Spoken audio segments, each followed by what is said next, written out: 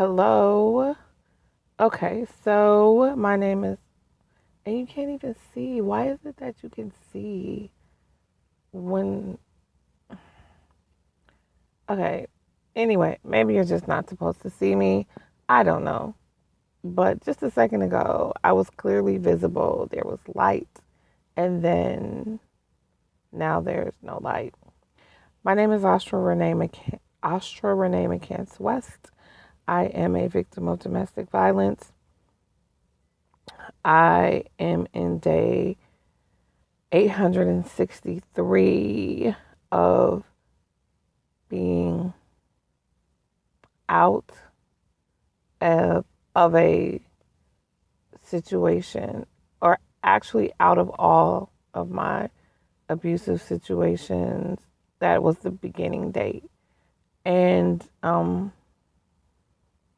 I came across a book by way of a judge that his name is Judge Lindsay Jones, and he mentioned a book called The Human Magnet Syndrome. It is by Ross Rosenberg, and I have not read that book yet. I did locate a review on that book online, which led me to this particular book here. And this one, the title of this one kind of struck my fancy. I did do, more research on the human magnet syndrome, and I also reached out to the author of the human magnet syndrome. So, and I purchased the book, but then I gifted it to a much younger victim of domestic violence because I felt that she needed it at the time more than I needed it. So I have often said or made the suggestion to people to read this book, read this book, read this book, read Psychopath free. And some people that I've mentioned it to have purchased it. I do not think one individual has actually read the book. So I give a lot of advice from the book often. However, no one reads the book. I don't. And then I said, I was healing. I was going through a healing process, and I'm still healing. I just don't know if that is why. I don't know if it's just because it's me. I don't know if it's because I am okay with reading. Maybe, and this has just come across my mind. So I have these epiphanies, aha moments, and eureka moments. So this is one. A lot of individuals that are freshly out of, or not even freshly out of, just out of abusive relationships, and a lot of individuals that are yearning to break free from abusive relationships have fears. And one of the fears that I have often encountered from others is loneliness. And perhaps I don't have that fear. And as I am sitting here wondering again why people will not read this book, I have to ask, is it because you do have to be alone and by yourself, in a sense, to read the book? You have to just kind of listen to your voice, whether it's the silent voice in your head or you're reading out loud because you're alone. It's still just you, basically you in the book. It's not you and someone else. And maybe people have that fear. I don't know. But I have done tons and tons of research I believe I have done my due diligence in the research that I have completed as of today. And it's a lot. There's a lot out there, and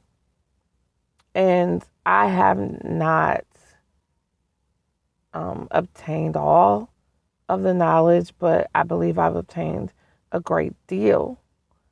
And I've also listened to people that I believe will inspire me to move forward in a positive manner.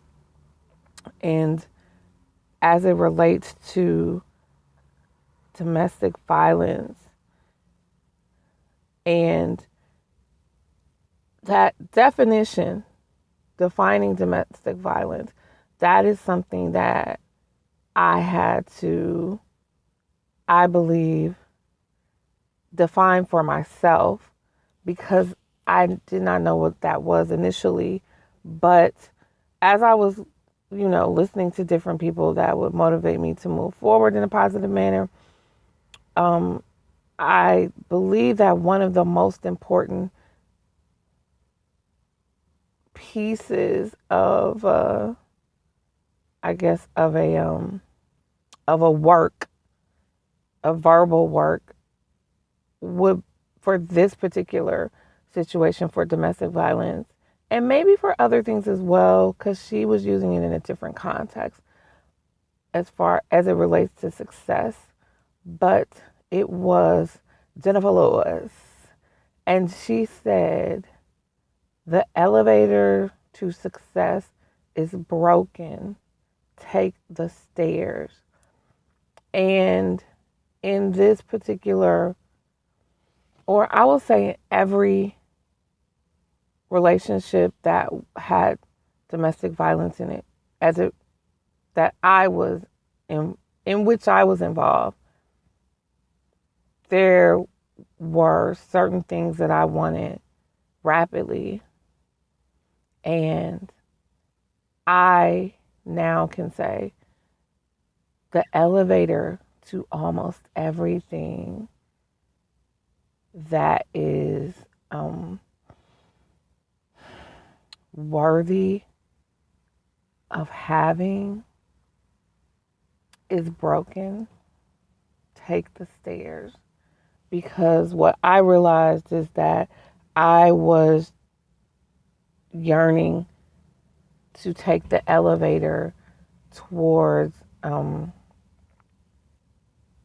a better lifestyle, a better way of life, a better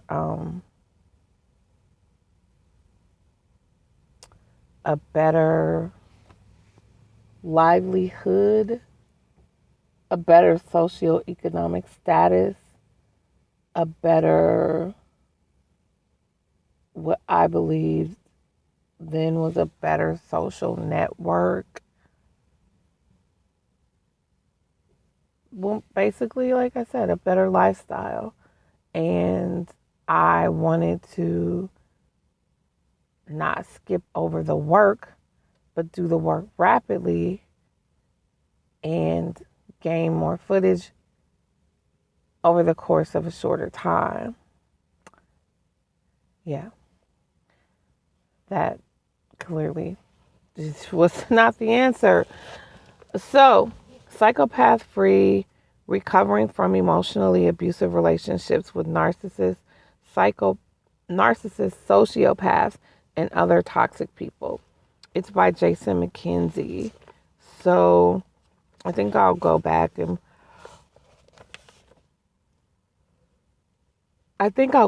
probably say, if you could kind of start at 9.5 minutes, if you don't want to listen to what I had to say initially about myself, then, so be it. Skip forward, So the introduction reads, an adventure. Finding yourself involved with a psychopath is an adventure, that's for sure. It will open your eyes to human nature, our broken society, and perhaps, most important of all, your own spirit. It's a dark journey that will throw you into spells of depression, rage, and loneliness. It will unravel your deepest insecurities, leaving you with a lingering emptiness that haunts your every breath. But ultimately, it will heal you. You will become stronger than you could ever imagine. You will understand who you are. No, you will understand who you are truly meant to be. And in the end, you will be glad it happened.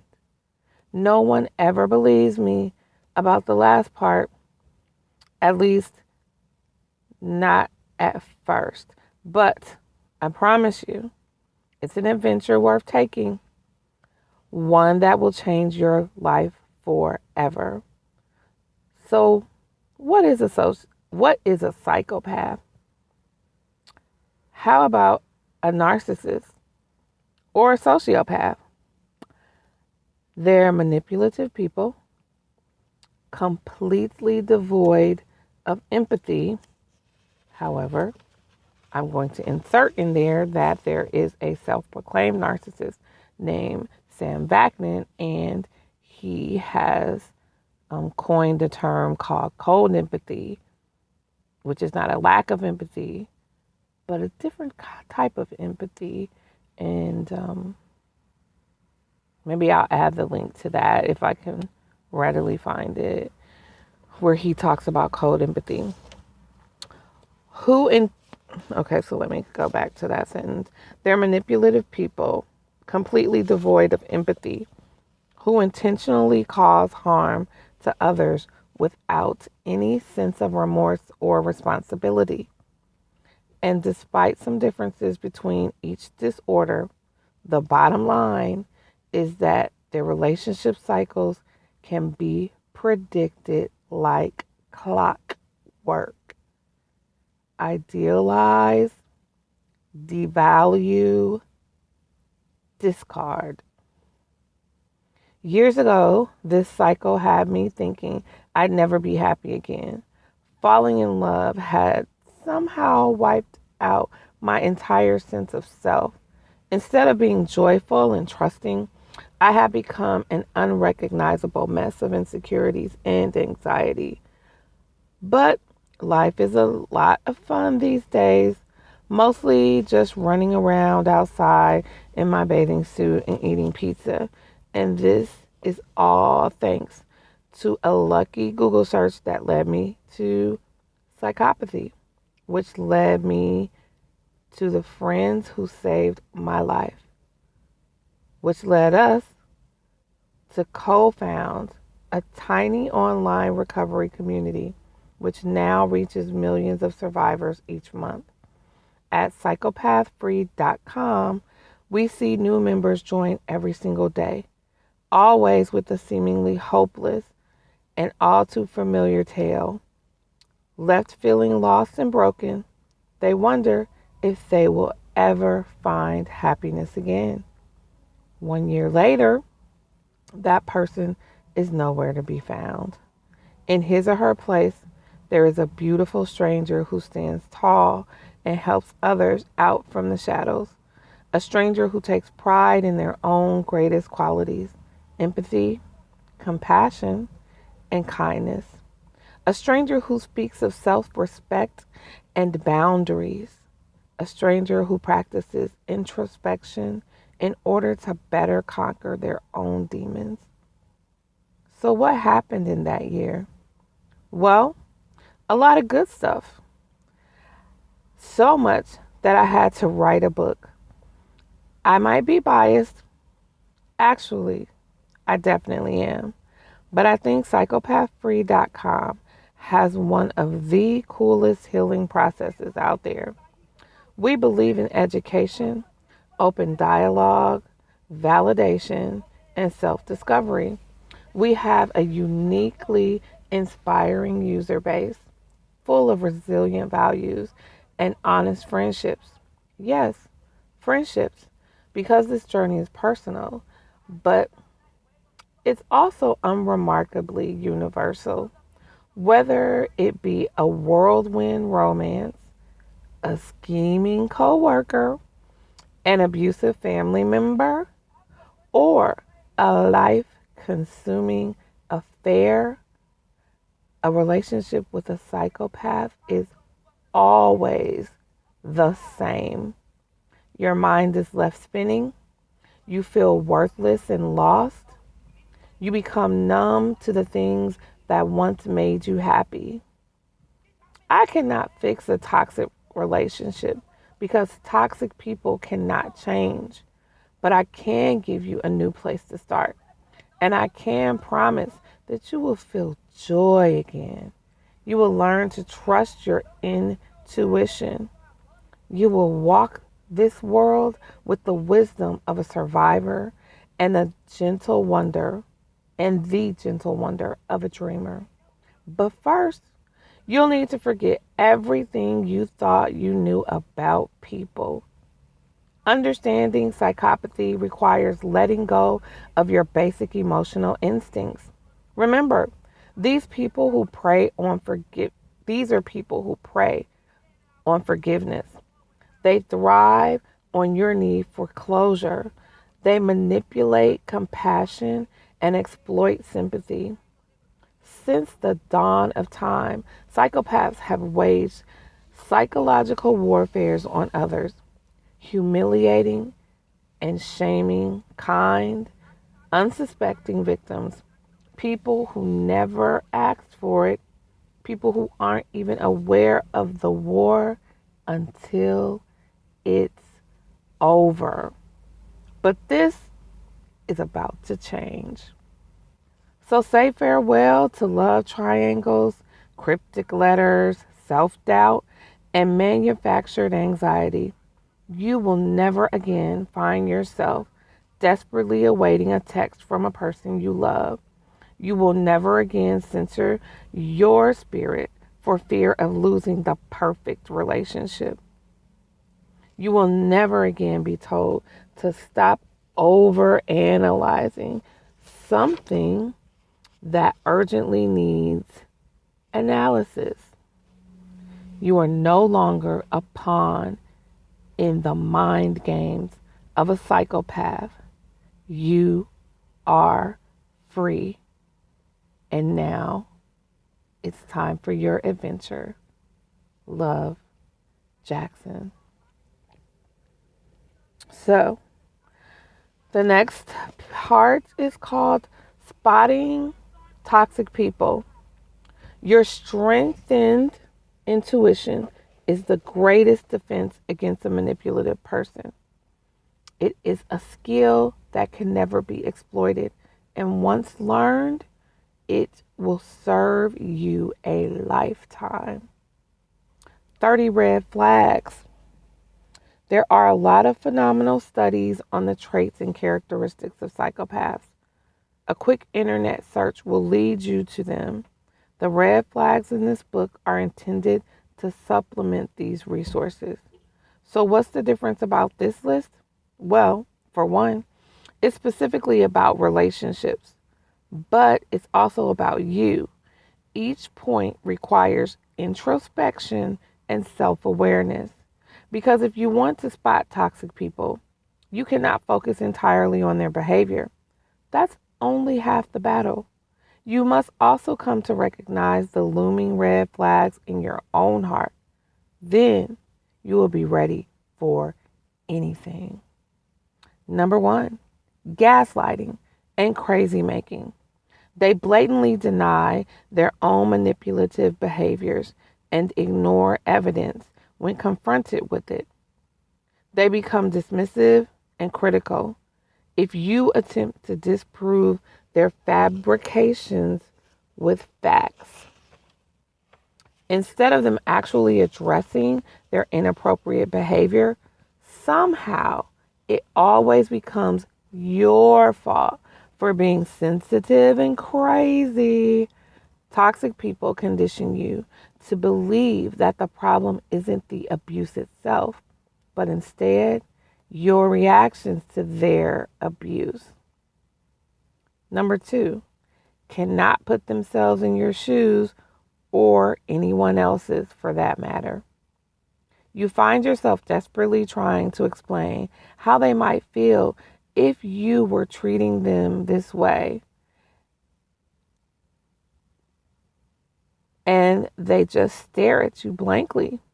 You slowly learn not to communicate your feelings with them because you're usually met with silence or annoyance. The ultimate hypocrite. Number 3, the ultimate hypocrite. Do as I say, not as I do. They have extremely high expectations for fidelity, respect, and adoration. After the idealization phase, they will give none of this back to you. They will cheat, lie, criticize, and manipulate. But you are expected to remain perfect. Otherwise, you will promptly be replaced and deemed unstable. Number 4, psychological lying and excuses. There is always an excuse for everything, even things that don't require excusing. They make up lies faster than you can question them. They constantly blame others. It's never their fault. They spend time rationalizing their behavior, then improving it. Even when caught in a lie, they express no remorse or embarrassment. Oftentimes, it almost seems as if they wanted you to catch them. Number 5, focuses on your mistakes and ignores their own. If they're 2 hours late, don't forget that you were once 5 minutes late to your first date. If you point out their inappropriate behavior, they will always be quick to turn the conversation back on you. You might begin to adopt perfectionist qualities. Very aware that any mistake can and will be used against you. Number 6, if you find yourself explaining the basic elements of human respect to a full-grown man or woman, normal people understand fundamental concepts like honesty and kindness. Psychopaths often appear to be childlike and innocent, but don't let this mask fool you. No adult should need to be told how he or she is making other people feel. Number 7, selfishness and a crippling thirst for attention. They drain the energy from you and consume your entire life. Their demand for adoration is insatiable. You thought you were the only one who could make them happy, but now you feel that anyone with a beating pulse could fit the role. However, the truth is, no one can fill the void of a psychopath's soul. Number 8, accuses you of feeling emotions that they are intentionally provoking. They call you jealous after blatantly flirting with an ex, often done over social networking for the entire world to see. They call you needy after intentionally ignoring you for days on end.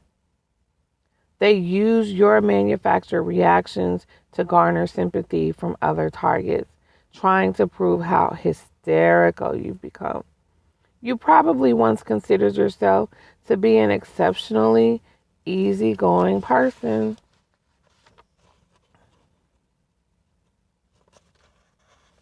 But an encounter with a psychopath will temporarily turn that notion upside down.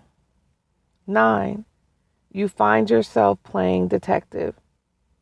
It's never happened in any other relationship, but suddenly you're investigating the person you once trusted unconditionally. If they're active on Facebook, you start scrolling back years on their posts and albums.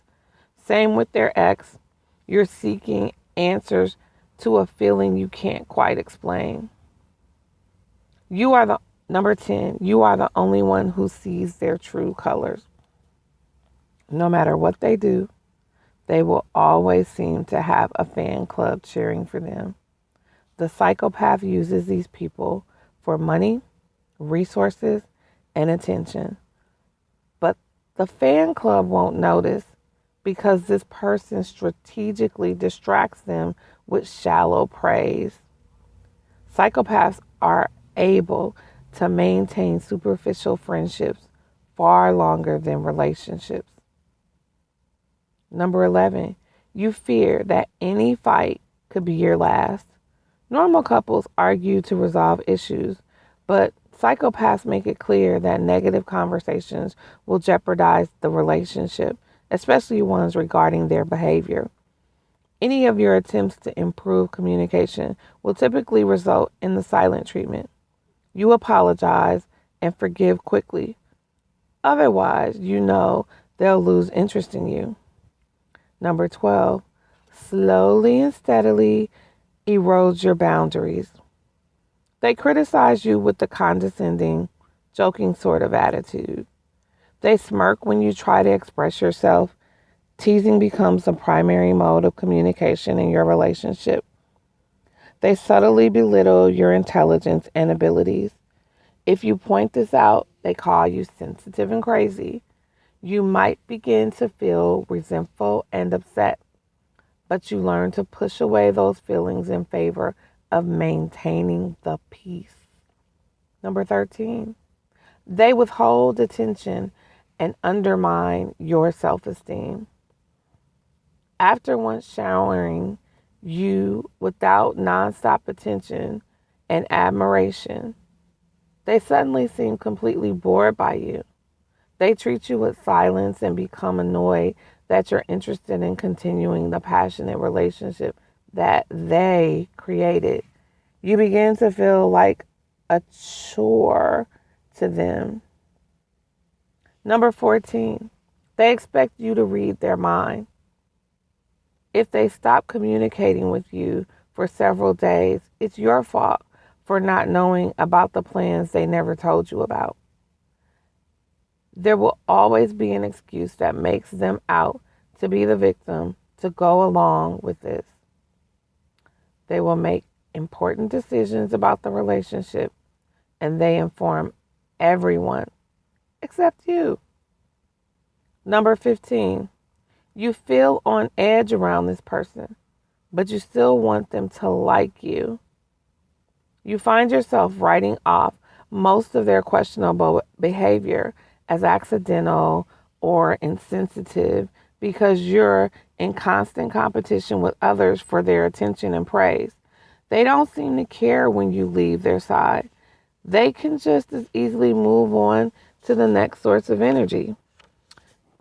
Number 16, an unusual number of crazy people in their past. Any ex-partner or friend who did not come crawling back to them will likely be labeled jealous, bipolar, an alcoholic, or some other nasty smear. No mistake, they will speak about you the same way to their next target. Number 17, provokes jealousy and rivalries while maintaining their cover of innocence. They once directed all of their attention to you, which makes it especially confusing when they begin to withdraw and focus on other people. They do things that constantly make you doubt your place in their heart. If they're active on social media, they'll bait previously denounced exes with old songs, photos, and inside jokes. They attend to the competition's activity and ignore yours. 18, idealization, love bombing, and flattery. When you first meet, things move extremely fast. They tell you how much they have in common with you, how perfect you are for them.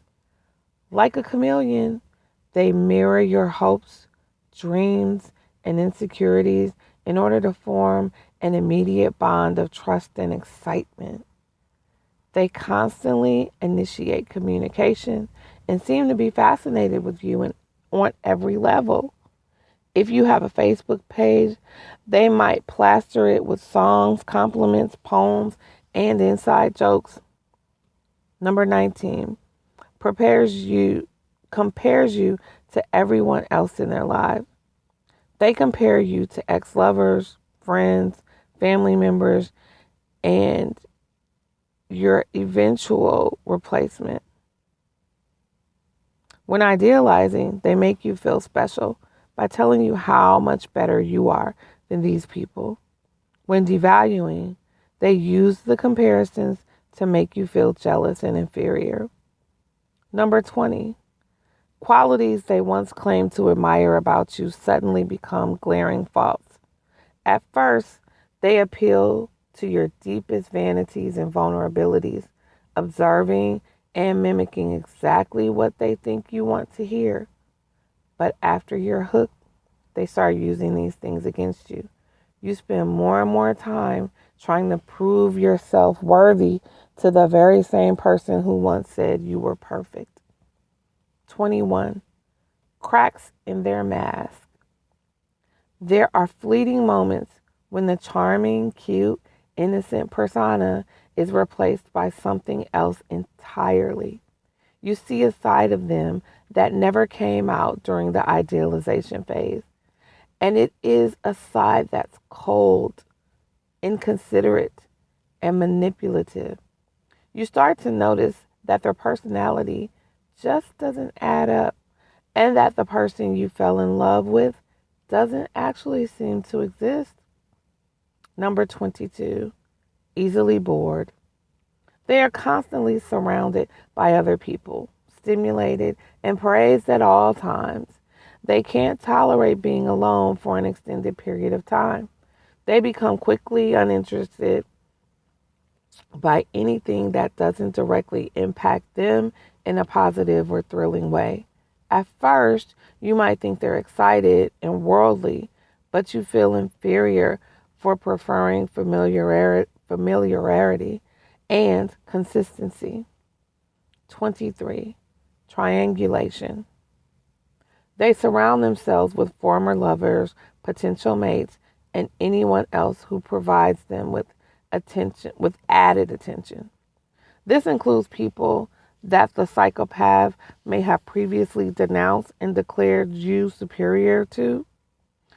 It makes you feel confused and creates the perception that the psychopath is in high demand at all times. Number 24, covert abuse. From an early age, most of us were taught to identify physical mistreatment and blatant verbal insults. But with psychopaths, the abuse is not so obvious. You likely won't even understand that you were in an abusive relationship until long after it's over. Through personalized idealization and subtle devaluation, a psychopath can effectively erode the identity of any chosen target. From an outsider's perspective, you will appear to have lost it, while the psychopath calmly walks away completely unscathed. 25.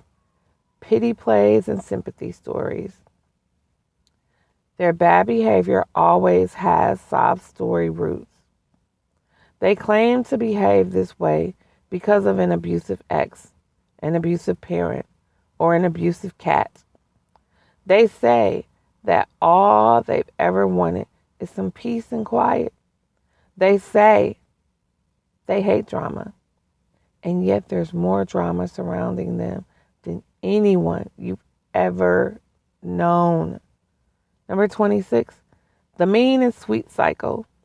Sometimes they shower you with attention. Sometimes they ignore you. Sometimes they criticize you. They treat you differently in public than they do behind closed doors. They could be talking about marriage one day and breaking up the next. You never know where you stand with them. As my morning coffee friend Ridius wrote, they put forth as little effort as possible and then step it up when you try to disengage. Number 27, this person becomes your entire life. You're spending most of your time with them and their friends, and less time with their own support network. They're all you think about and talk about anymore. You isolate yourself in order to make sure you're available for them.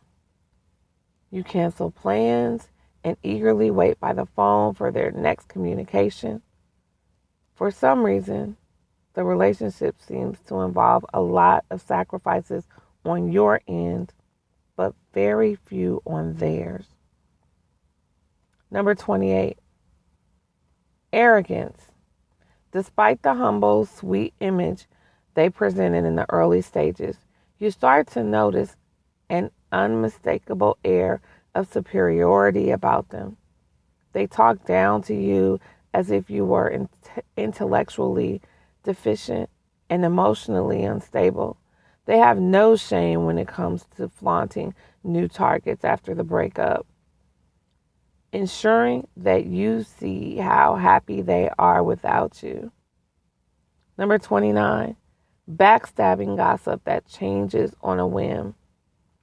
They plant little seeds of poison, whispering about everyone, idealizing them to their face, and then complaining about them behind their backs. You find yourself disliking and resenting people you've never even met. For some reason, you might even feel special for being the one he or she complains to. But once the relationship turns sour, they'll run back to everyone they once insulted to you, lamenting about how crazy you've become. Number 30, your feelings. Your natural love and compassion has transformed into overwhelming panic and anxiety. You apologize and cry more than you ever have in your life. You barely sleep. You wake up every morning feeling anxious and unhinged. You have no idea what happened to your old, relaxed, fun, easygoing self.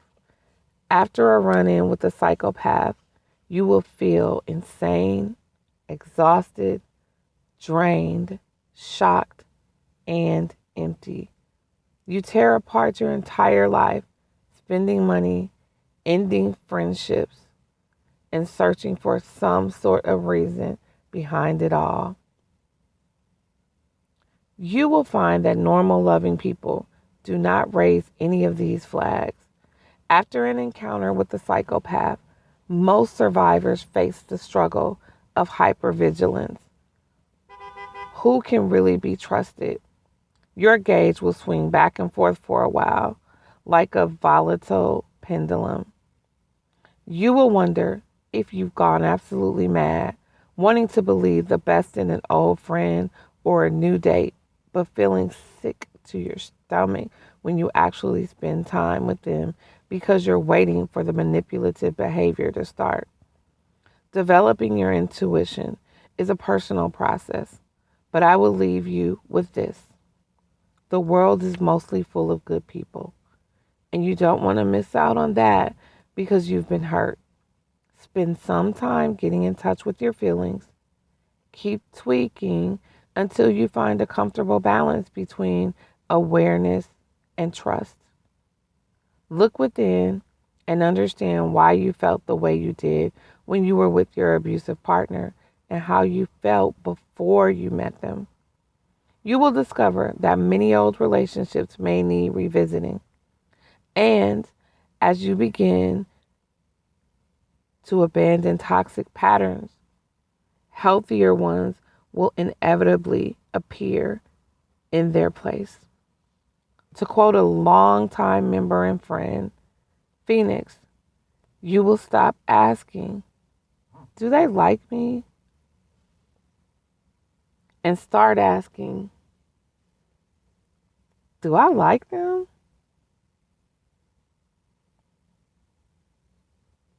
What is normal? This part is in a box. It's framed in. What is normal? If your soulmate, when from went from fascinated to bored in the blink of an eye. This is not normal. If you were called jealous and crazy by someone who actively cheated on you, this is not normal. If you were desperately waiting by your phone for texts they once initiated on a minute by minute basis, this is not normal. If all of your exes were bipolar, if all of their exes were bipolar or madly in love with them, this is not normal. Psychopaths are parasitic, emotionally stunted, and incapable of change. Once this individual is gone from your life, you will find that everything begins to make sense again. The chaos dissipates and your sanity returns. Things will be normal once again. I will go on next time because we are at 41 minutes, but I would like to have a question and answer session about those particular red flags. And just the beginning, just the introduction here that Jackson MacKenzie has graced us with in this book, Psychopath Free, Recovering from Emotionally Abusive Relationships with Narcissists, Sociopaths, and Other Toxic People. Again, it's by Jackson MacKenzie. My name is Austra Ranée McCants West. I am a victim of domestic violence, and I think questions can be posted below. Have a great one.